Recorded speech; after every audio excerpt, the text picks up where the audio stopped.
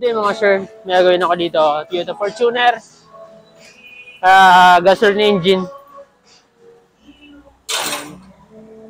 2012 model. Gasoline engine to mga sir. Yung problema nito is nagbabawas yung coolant niya. Yung radiator coolant, nagbabawas. So, yan, nakikita nyo yan. Yan. Bawas yung coolant niya, kung nakikita nyo yan. Dapat sa letter F yan, buwas na siya. So, lagi daw siya nagdadagdag, sabi ng customer. So, pina-check up niya ngayon kung saan na yung saan tumatagas, nagkakaroon ng leak. So, pag ganito kasi, kadalasan nagiging problema nitong coolant leak na to ng Toyota Fortuner sa Toyota Innova na gasoline engine is yung bypass tube mga sir.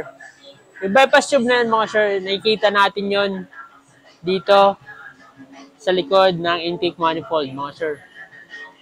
Pakita ko lang sa inyo kung saan banda para may idea kayo. Yun, nakikita nyo yun mga sir, yun. Yung kulay pink na yun, coolant na yan mga sir, nag-leak na, yan. So, yung hose, yung tubo na yan, papunta yan dun sa likod. Mahaba yan mga sir. So, yan ang papalitan natin kasi plastic lang kasi yan. So, yan lang madalas na gilik dyan. Yung bypass tube na yan, sa katagalan. So, ngayon, papalitan natin siya.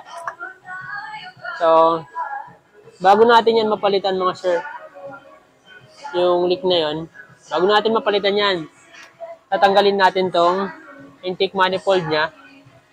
Yung intake manifold niya na yan, tatanggalin natin yan bago natin makukuha yan.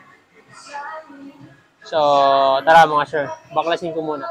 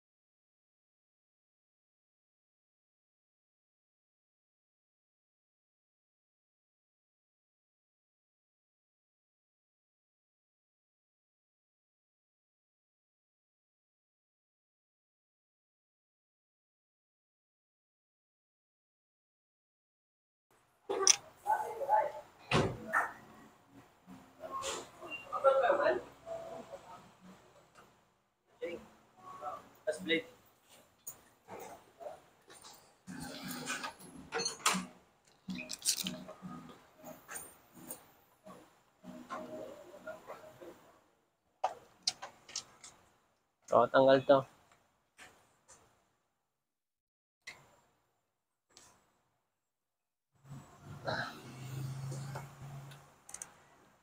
Yan. So, mga hose, tanggal to mga sir. So, forge valve. Tanggalin natin.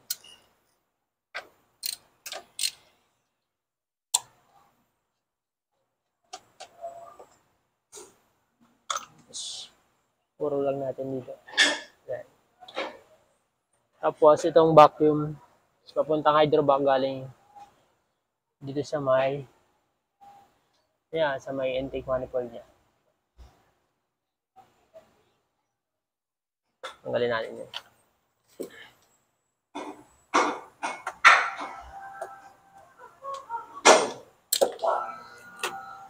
Tabi lang natin. Dito. Para hindi natin makalimutan mamaya. Pagbalik natin. So, ito yung fuel line. Tanggal din. Kasi itong return. Tanggal din yan.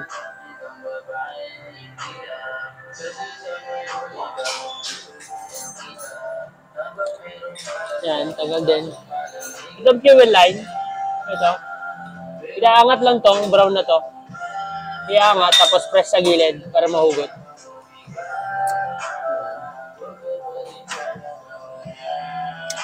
So, itatabi lang natin yan dito.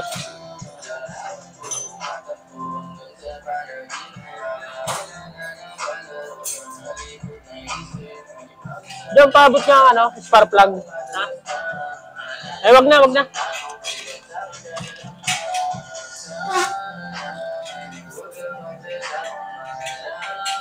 Wag na, tagal mo eh. Ayan mga sir. May pressure kasi. Kaya sinisirit. Tanggalin natin to. Yung mga sir, gusto na. Lalabas na lang natin. Ito ang intake. Ano?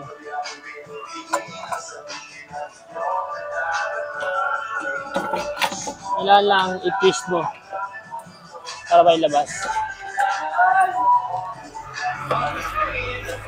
Tapos dahan-dahan.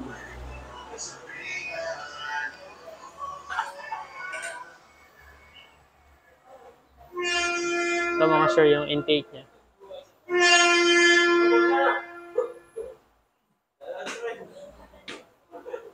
So, yung papalitan natin na ito. Doon nakikita niyan. Corrosion na yan. Itong tubo na to. Bypass tube yung tawag dyan. Punta yan dito. Ito. Sa throttle body. Tubo. Yan, throttle body. So, dito kasi bara yan. Punta yan sa heater sana. Kasi wala naman heater. Hindi naman kailangan sa Pilipinas ng heater kasi mainit naman talaga. So, yan papalitan natin. Yan. Yan talaga madalas niyan leak ng bypass tube. So, kalasin ko muna yan mga sir.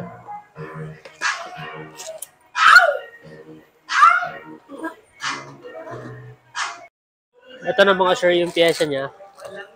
Yung ano niya to, bypass tube. So, ito kasi naisira niya dito. May lumalabas yung coolant niya. So, meron yan dito. Itong para sana sa heater, tinakpan na.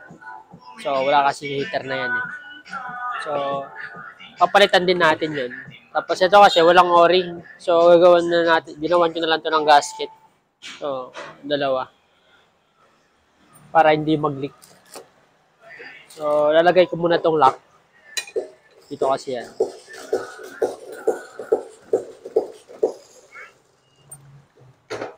And, tapos, screw natin. Screw natin siya. Apex. After nyan, kabitan natin.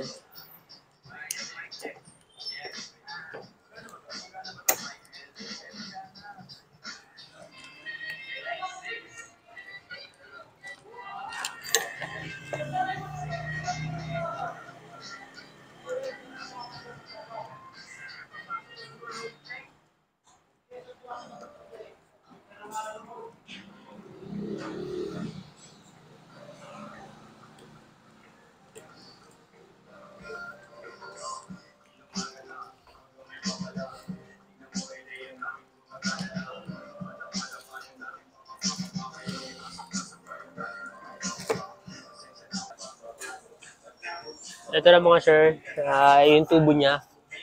Kabit ko na yung bypass tube niya. So, ito tatagal to. Kasi yung original niya is plastic lang. So, katagalan pag uminit yan, lumulutong. Kaya nasisira. Yung disadvantage naman nitong tubo na to, kapag tubig yung ginamit mo dito sa cooling system mo, dito sa radiator, mabilis kalawangin to. So, kailangan talaga coolant para tumagal to. So, ito naman, yung ginagamit naman ni customer is coolant. 100% na coolant. Kaya, sigurado tatagal to. Kasi ito, naging issue nito eh. Mga gasoline engine na Toyota Fortuner saka Toyota Innova na ganitong modelo, 2014 yata pababa to. Mga ganun. 2015 pababa. Ito yung bypass tube. Ito yung nagiging common problem dito sa cooling system niya. Bibilis nag-leak. So, kabitan natin, tapos kabit natin yung intake manifold mga sir. Kabitan natin mga sir yung intake manifold niya.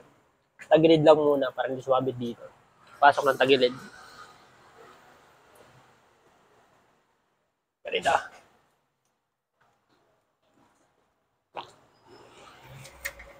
Yan. Tagilid. Yung pasok. Tapos, yan ninyo. Yung mga sir.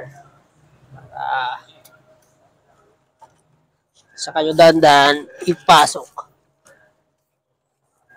Medyo ba skip kasi ito. Pero, papasok siya.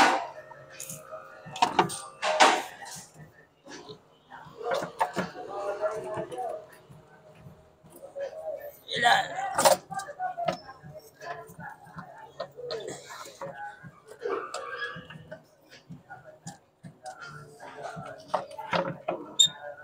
Medyo mahirap lang yung sentro.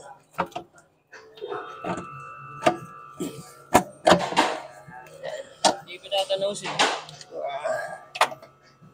Tapos, may hose kasi yan dito mga sir. Sa gilid, pinaka-breather niya. So, ipasok muna natin. Sumakay na ako kasi hindi ko naabot. Sumampa na. Sumampa na mga sir. Saan naman sumampa eh? Yan mga sir. Medyo mahirap lang to. Dapat pa kinabit ko na ito kanina. Yan. Breather kasi to.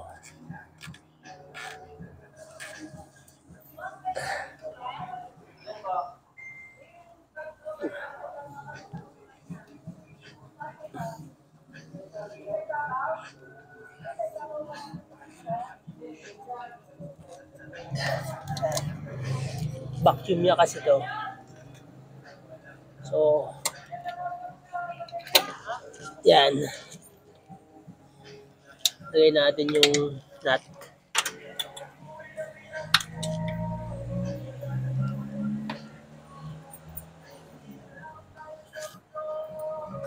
Lagay natin yung nut mga sir.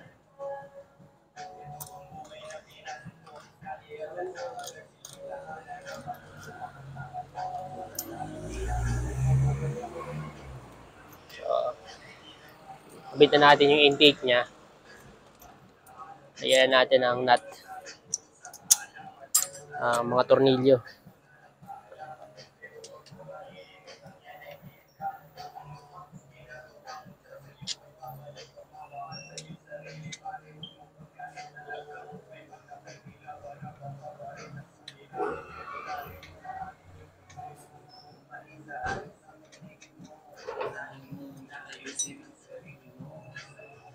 Kailangan natin. Mga shirt, kabitan natin ito. Mga nut niya. Yung budget, tatlo. Dalawang nut.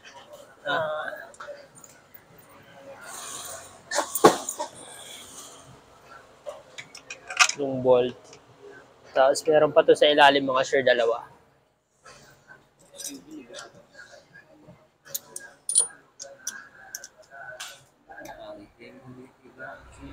Yan. Tapos dito pa.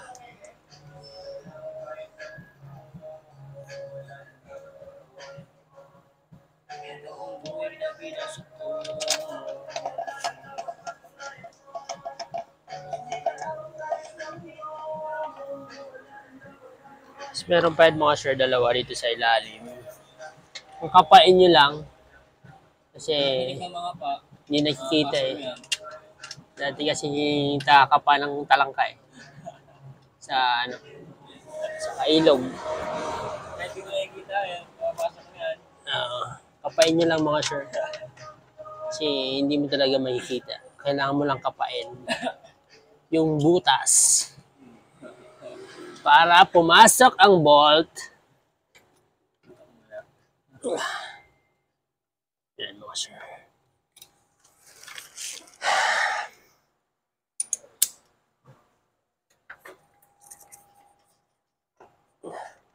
Kapain muna natin.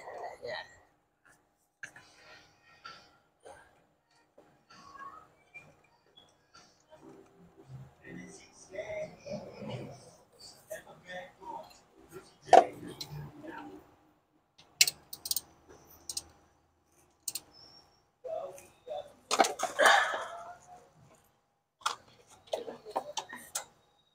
Pwede isa dito.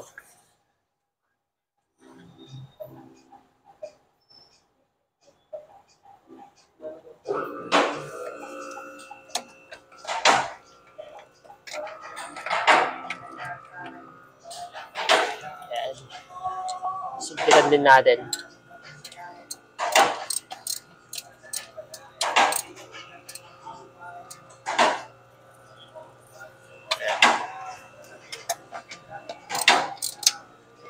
Yan natin.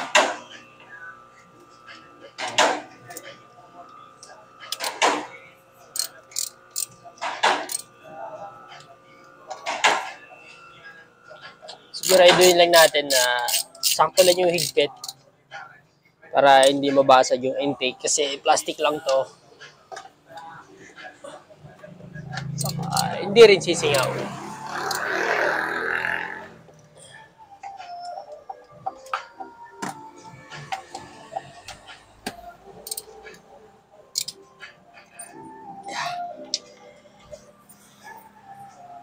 And so yun, lagay ko na yung sa gilid. Ano na speaker? Ito na mga sir, nakabit na po natin lahat. Nabalik na natin yung manifold, yung bypass tube. So nalagyan na rin natin ng kulat mga sir. So kailangan lang natin ito i-bleed kasi nagkaroon ng hangin yung linya.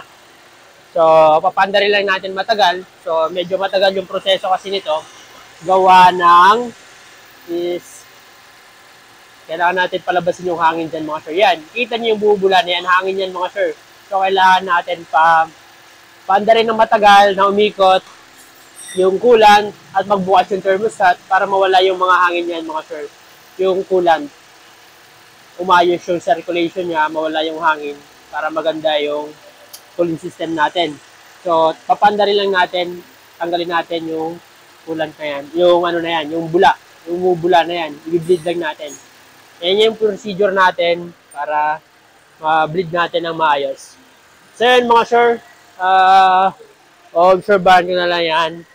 Yan lang po yung pagpalit ng bypass tube. Kalas yung intake manifold, throttle body. Tapos after nyan, kailangan yung mag-bleed para lumabas yung hangin. Kasi pag nabukas na, magkakahangin yung linya ng cooling system. So, i-bleed nyo yan gamit yung ganito, yung embudo. So, yun mga sir. Maraming salamat po sa patuloy na subscribe, nanonood ng ating mga video. Sana po makatulong po sa inyo. Pinapakita ko lang po kung ano yung mga ginagawa namin dito sa shop. Sa isang sasakyan. So, maraming salamat po sa nanonood, subscribe. Please hit the notification bell para lagi po yung updated, mga sir. Maraming salamat, sir, ma'am. Thank you, and God bless.